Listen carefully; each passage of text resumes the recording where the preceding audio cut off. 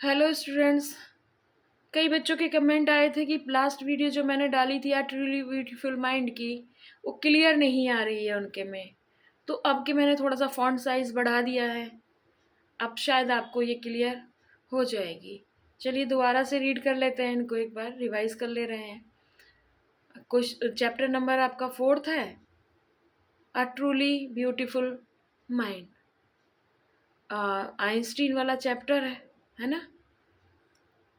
Einstein कौन थे, आपको पता ही है। एक कौन थे, साइंटिस्ट थे, बहुत बड़े, है ना। चलिए दोबारा पढ़ लेते हैं। Why did Einstein's mother think that he was a freak. क्यों सोचती थी उनकी माँ कि वो फ्रीक है। Einstein mother thought he was a freak because he did not act like other normal children. क्योंकि वो दूसरे सामान्य बच्चों की तरह व्यवहार नहीं करते थे। कैसा नहीं करते थे बेटा, दूसरे बच्चे जैसे नॉर्मल होते थे वैसा व्यवहार नहीं करते थे। टू हर, तो उनको लगा कि ये कुछ अलग है। His head seemed abnormally large and he did not start speaking until he was 2.5 years। तो उन्हें लगा कि अरे इसका तो सिर भी इतना बड़ा है और 2.5 साल का हो गया, बोलता भी नहीं है। तो उनको लगा साइको है, किसन की है। जैसे जैसे अपनी अपनी लोग जैसे सोच लेते हैं, स्ट्रेंज है, अलग अलग तरह का से उनकी मदर ने उनके बारे में सोच लिया था। अनूठा है, मतलब बिल्कुल अलग है। जैसे नॉर्मल बच्चे होते हैं जो जल्दी से 1-1.5 साल में चटर पटर बोलने लगते हैं, 6-7 महीने बाद हाँ हूँ करने लगते हैं। उनका सिर भी बहुत बड़ा था। तो आपको याद हो जाएगा, मुझे आई थिंक लग रहा है 2 बार मैंने बोल दिया है, लास्ट वीडियो में भी, इसमें भी बोल रही हूँ कि आइंस्टीन की मदर ने सोचा कि वो एक अलग तरह का बच्चा है, क्योंकि वो नॉर्मल बच्चों की तरह व्यवहार नहीं कर रहा है। उसका सिर थोड़ा सा ज़्यादा बड़ा है उसके शरीर बॉडी को देखते हुए, और वो बोल भी नहीं पा रहा है। And second question is why did he play by himself. वो स्वयं क्यों खेलते थे। Einstein play by himself because he did not know how to interact और प्ले विद अदर चिल्ड्रन। उन्हें नहीं पता था दूसरे लोग बच्चों से कैसे बात करनी है, उनके साथ कैसे खेला जाना है। He spoke every word twice which made his playmate mates find him uninteresting, so they called him brother boring। और वो हर शब्द को बार बार बोलते थे, तो जो उनके साथ के बच्चे थे वो बड़े भी दिलचस्पी नहीं ले रहे थे, उनको अच्छा नहीं लगता था, तो उनका नाम रख दिया था brother boring. And third question, what was his headmasters opinion about Einstein. Einstein के बारे में उनके हेडमास्टर का ओपिनियन क्या था। तो headmaster had a very poor opinion of Einstein. He was told Einstein's father that whatever profession Albert chose wouldn't matter, as he would never make a success at anything in his life। बड़ा ही गया गुजरा विचारधारा थी उनकी। वो कहते थे, उन्होंने उसके पिता से कहा कि आइंस्टीन जो भी चाहे वो कुछ भी कर ले, लेकिन वो अपनी लाइफ में कभी भी सक्सेस नहीं होगा। ऐसा किसी के बारे में मुझे नहीं लगता कहना चाहिए।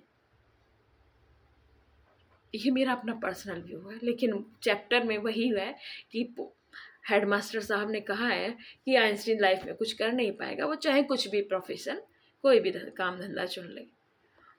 Number 4, when did Einstein learn to play the violin and why. उसने कब सीखा बजाना वायलिन, कब सीखना शुरू कर दिया, क्यों सीखना शुरू कर दिया। तो Einstein began learning to play the violin at the age of 6। 6 साल की उम्र में उन्होंने सीखना शुरू कर दिया था। He started because his mother wanted him to learn it. इसलिए सीखना शुरू कर दिया था क्योंकि उनकी मम्मी की ऐसी चाहत थी, उनकी मम्मी की ख्वाहिश थी कि वो वायलिन बजाए। And he letter become a gifted amateur violinist, maintaining this skill through out his life. और बाद में वो गिफ्टेड बन गए, मतलब इतने परफेक्ट बज गए उसको बजाने के, उसको प्ले करने के लिए जाने जाने लगे। और ये उन्होंने पूरी जिंदगी वायलिन को छोड़ा नहीं, पूरी लाइफ वायलिन को बजाया।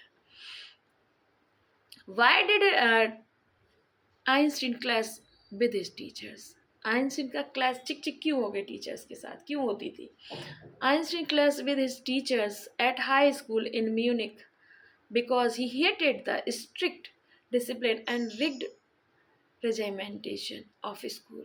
He felt so stifled there that he left the school at 15. उन्हें जो स्कूल का जो सख्त रवैया था, जो अनुशासन था और जो वहाँ के तौर तरीके थे, वो उनको कतई पसंद नहीं थे। और यही कारण था कि उन्होंने 15 साल की उम्र में वो स्कूल छोड़ दिया था।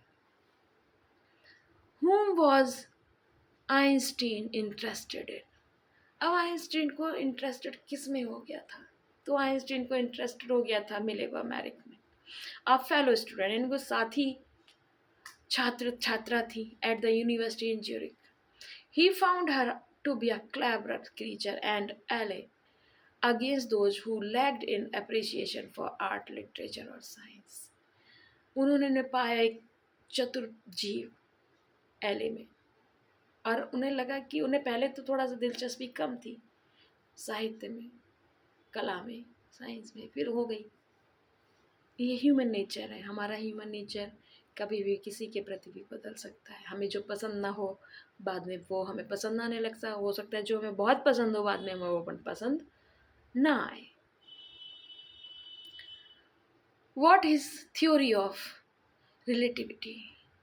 तो आइंस्टीन का जो थ्योरी थी सापेक्षता की, theory of relativity state that time and distance are not absolute, कि टाइम और डिस्टेंस दोनों एब्सोल्यूट नहीं है। It explain that two perfectly accurate clocks will not show the same time if they move at different speed relative so to each other. अगर दो घड़ी ले लो, एकदम ठीक समय में दे दो, लेकिन अगर दोनों की स्पीड चेंज है तो दोनों घड़ियां एक सा समय नहीं दिखाएगी।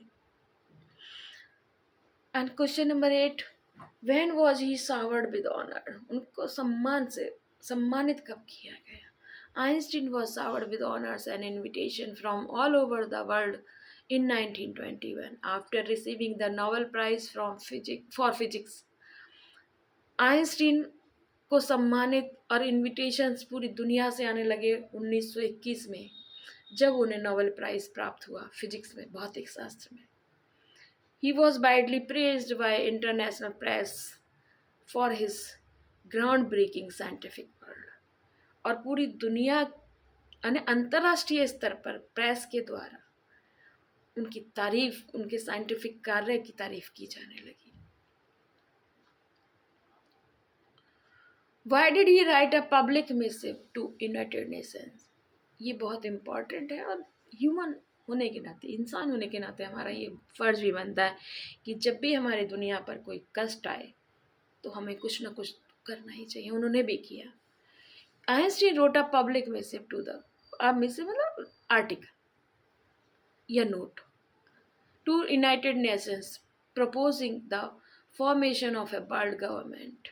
He was deeply shaken by a massive destruction caused by the atomic bomb drop on Hiroshima and Nagasaki. और वो बहुत बुरी तरह से घबरा भी गए थे, जो इतना डिस्ट्रक्शन हुआ था, इतना नुकसान हुआ था, इतना विनाश हुआ था। डिस्ट्रक्शन माने विनाश, और बहुत बड़ी वाइड रेंज में विनाश हुआ था जब एटॉमिक जो बम थे डाले गए थे हिरोशिमा और नागासाकी पर। ये लॉन्ग क्वेश्चन है बच्चा, वही फिर बार बार आ रहे हैं 80 वर्ड्स के, कि मेन फीचर्स डिस्क्राइब कीजिए चाइल्डहुड में। तो अभी मैंने बोला कि चाइल्डहुड में वो कैसे थे। उनकी माँ उनको फ्रीक समझती थी, उनका सिर बहुत बड़ा था और 2.5 साल तक वो बोले ही नहीं थे। जब बोलना शुरू किया तो हर शब्द को 2 बार बोलते थे, और उनके प्लेमेट्स उनको ब्रदर बोरिंग बुलाने लगे थे क्योंकि वो एक शब्द को बार बार सुनने में इंटरेस्टेड नहीं थे। हेडमास्टर ने कहा कि ये कुछ भी कर ले जीवन में कभी सफल नहीं हो पाएगा, इसीलिए वो मैकेनिकल टॉयज़ के साथ खेलते थे, इंसानों के बच्चों के साथ खेलने की बजाय, क्योंकि वो उनको समझ ही नहीं आते थे। और 6 साल की उम्र में उन्होंने वायलिन बजाना शुरू कर दिया, और उनको जो स्कूल के सख्त अनुशासन और ये जो परंपरावादी जो नियम है उनसे बहुत नफरत थी। ओके, इतना ही है ये क्वेश्चन, कि आइंस्टीन के जब बचपन के बारे में अगर हम डिस्क्राइब करेंगे तो इतना सही है। आइंस्टीन नॉर्मल बच्चों के जैसे नहीं थे, वो थोड़े से अलग थे। अब हम सेकंड क्वेश्चन देखेंगे। तो what is Einstein's contribution in the field of physics? तो फिजिक्स के फील्ड में उनका जो कंट्रीब्यूशन था बेटा वो क्रांतिकारी था, रेवोल्यूशनर था ना। In 1905 he publish special theory of relativity, उन्होंने अपनी एक स्पेशल थ्योरी को पब्लिश किया है, छपवाया था, और उसमें बताया गया था कि कोई भी दो घड़ियाँ एक साथ ले लीजिए, वो एक साथ काम नहीं करती हैं, उनका टाइम अलग ही अलग आएगा, है ना। तो 1919 में उन्होंने सोलर एक्लिप्स में उनकी बात ये प्रूवन भी हो गई ना, जब वो ग्रहण पड़ा तो ये बात उनकी सच भी हो गई, और इसकी बात बाद उनको नोबेल प्राइज़ भी मिला। अब इनको देख लीजिए एक बार, ब्रदर बोरिंग कौन बुलाता था उनको, स्टूपिड और ये सब उनको कौन समझता था, फ्रीक उनको कौन समझता था, ब्रदर बोरिंग उनके दोस्त बुलाते थे, उनको स्टूपिड उनके हेडमास्टर ने समझा, फ्रीक उनकी मदर ने समझा, है ना। तो एक बार देखिए इनको थोड़ा सा कि उन्होंने स्कूल क्यों छोड़ा, ये ऑलरेडी हम पढ़ चुके हैं सब कुछ पहले, दोबारा से अलग अलग तरीके से क्वेश्चन पूछे जा रहे हैं आपसे, तो आप इनको पढ़िएगा, है ना। अब इसको एक बार जरूर पढ़ लीजिएगा, क्रोनोलॉजिकल ऑर्डर्स को जरूर पढ़ लीजिए। अगर इसको पढ़ लेंगे तब भी आप आइंस्टीन का पूरा चैप्टर एक तरह से मान लीजिए आपने पढ़ लिया है। तो ये 12 पॉइंट्स हैं, इनको जरूर पढ़ लीजिएगा कि कहाँ पैदा हुए, कहाँ स्कूल गए, उसके बाद वो कहाँ गए, उसके बाद उन्होंने क्या किया, उसके बाद उन्होंने क्या किया, कब कब क्या क्या उनके साथ हुआ, और कहाँ से पैदा हुए, कहाँ पे उनका अंत हो गया, कहाँ से शुरुआत हुई, कहाँ अंत हो गया। तो ये जरूर करिएगा, है ना बच्चा, इतना कर लीजिए। मुझे नहीं लगता फिर इसके बाद आपको कुछ करने की इस चैप्टर के लिए ज़रूरत है। अब इसके बचेंगे ऑब्जेक्टिव, वो भी किसी दिन करा देंगे, जल्द ही करा देंगे।